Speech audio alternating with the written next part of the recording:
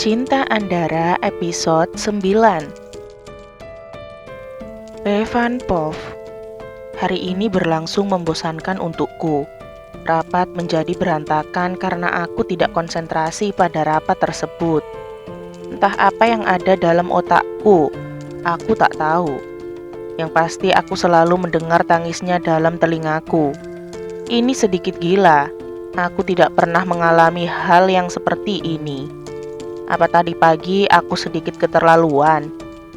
Aku hanya tidak suka dia menghindariku. Bekerja tanpa meminta izin denganku. Aku tak suka itu. Apalagi setelah tahu dia bekerja hanya untuk dekat dengan lelaki itu. Lelaki yang katanya adalah kekasihnya. Apa dia sudah gila? Apa dia terlalu bodoh? Dia sudah memiliki suami dan baru beberapa hari yang lalu mengucapkan kata cinta. Tapi hari ini dia berkata jika dia memiliki kekasih. Sial.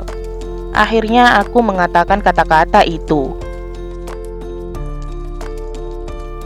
Kata-kata yang lagi-lagi membuatnya menangis.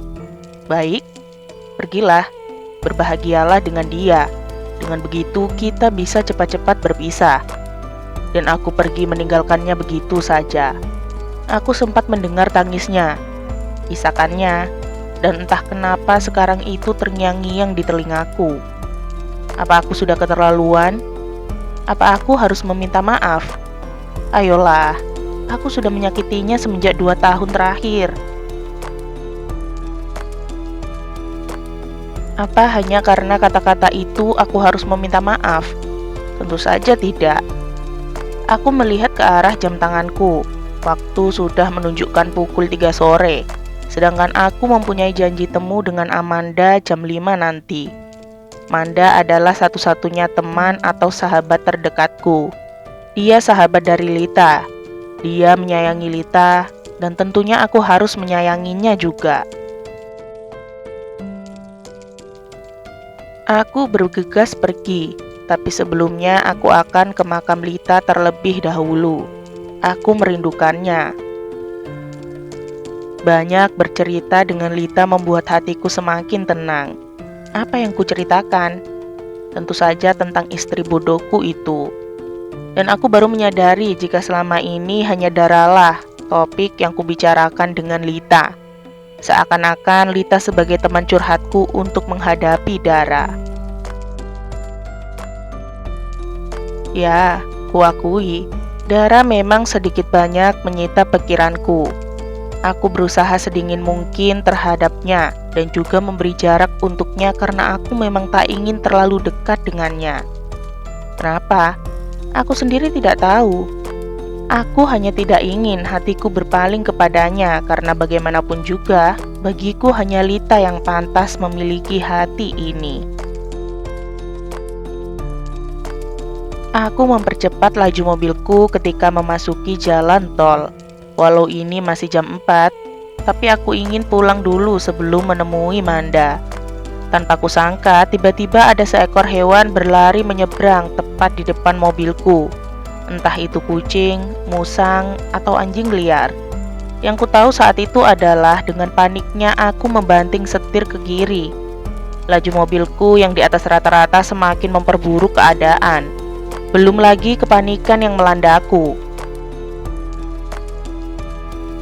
Bukannya menginjak rem, aku malah menginjak pedal gas. Alhasil mobilku menerobos pembatas jalan dan masuk ke dalam jurang.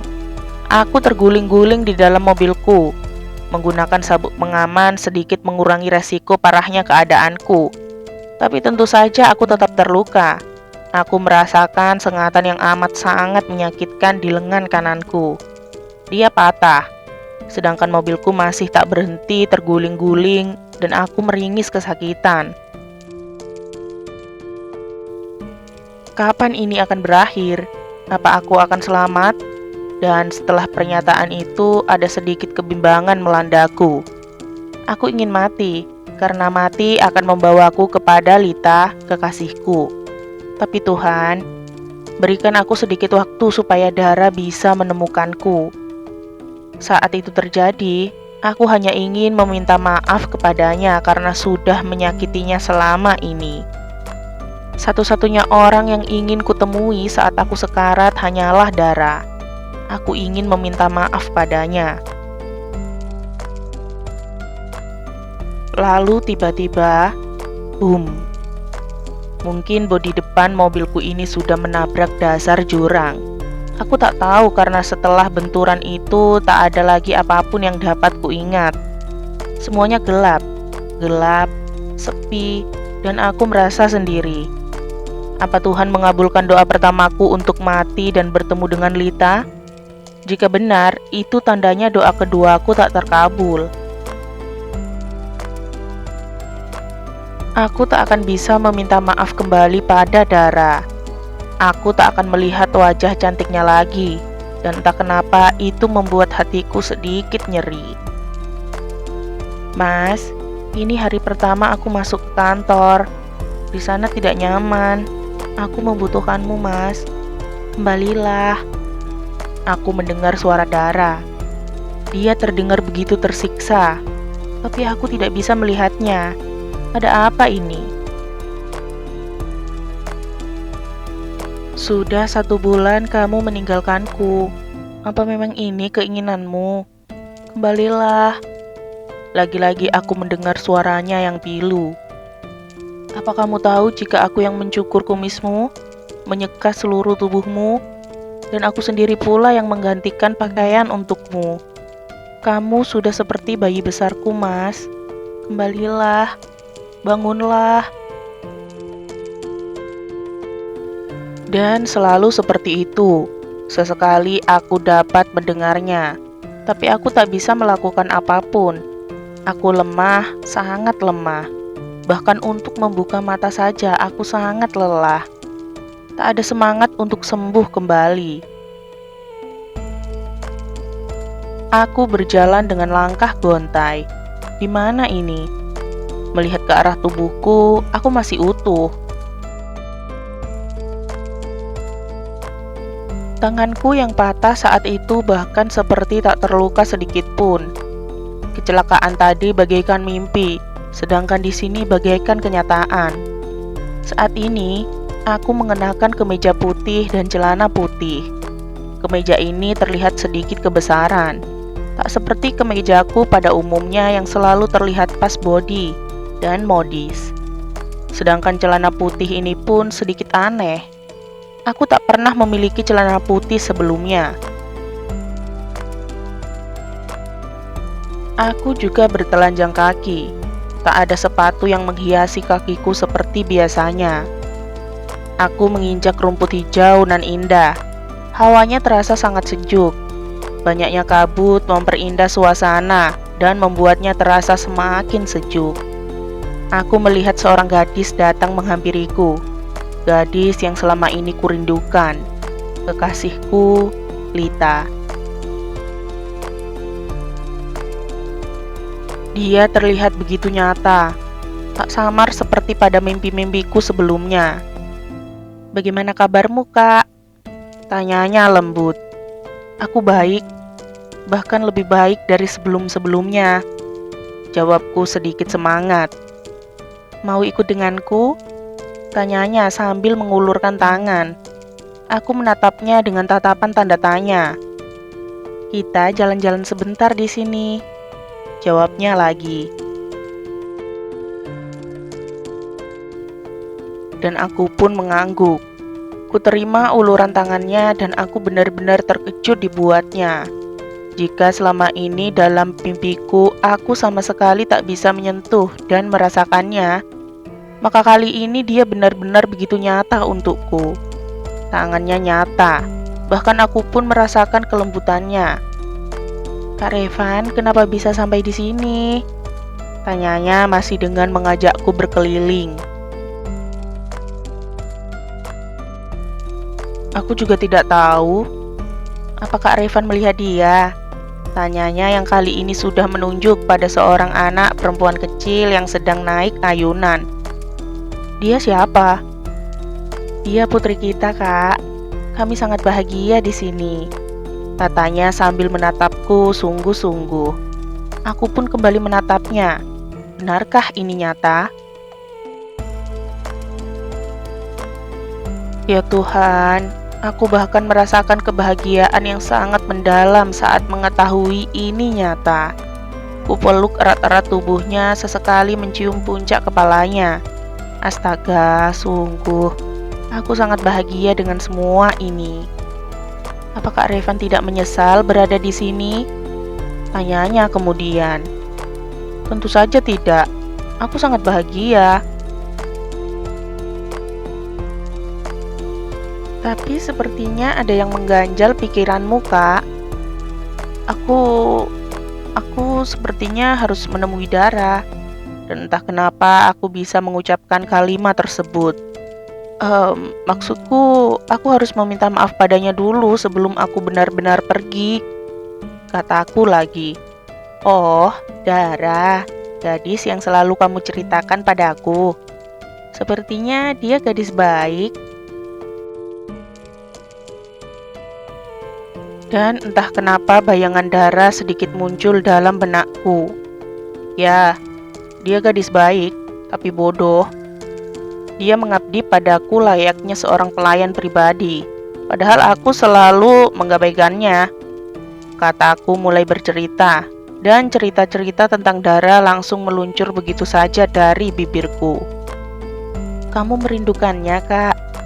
Tanya Lita lembut. Tidak. Hanya saja aku belum sempat meminta maaf dengannya, jawabku dengan nada lemah.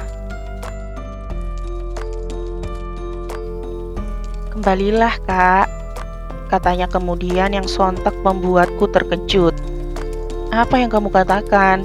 Tidak, aku tak ingin kembali, jawabku dengan sedikit merajuk.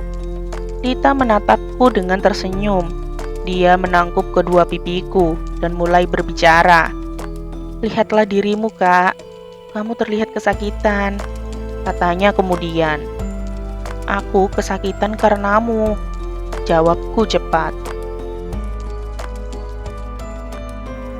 Tidak, dengarkan aku dulu, katanya kini sambil menutup mulutku dengan jari telunjuknya. Kamu terlihat kesakitan karena menahan perasaanmu sendiri, Kak. Kamu menyukainya, menginginkannya, tapi kamu masih merasa bersalah padaku. Kamu menyakitinya supaya dia menjauh darimu. Tapi kamu tidak sadar, jika saat kamu menyakitinya, secara tak langsung kamu juga menyakiti dirimu sendiri. Tidak, itu tidak seperti itu, Lita.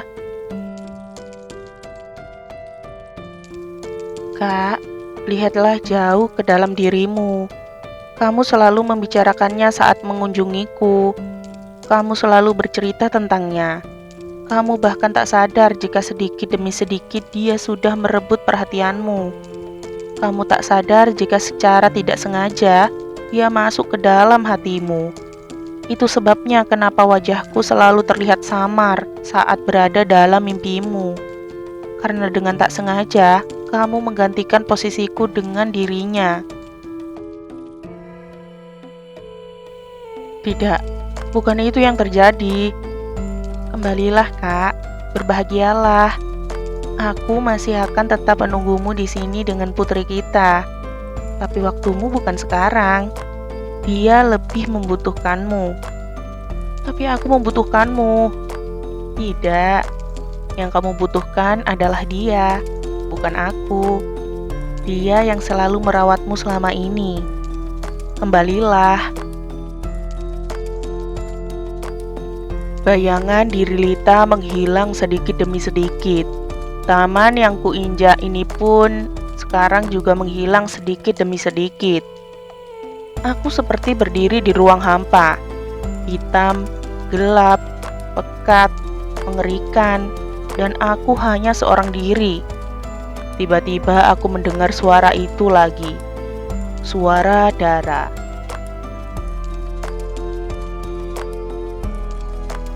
Bersambung, nantikan episode 10-nya ya. Jangan lupa like, komen, share, subscribe, dan nyalain loncengnya agar gak ketinggalan upload cerita-cerita selanjutnya.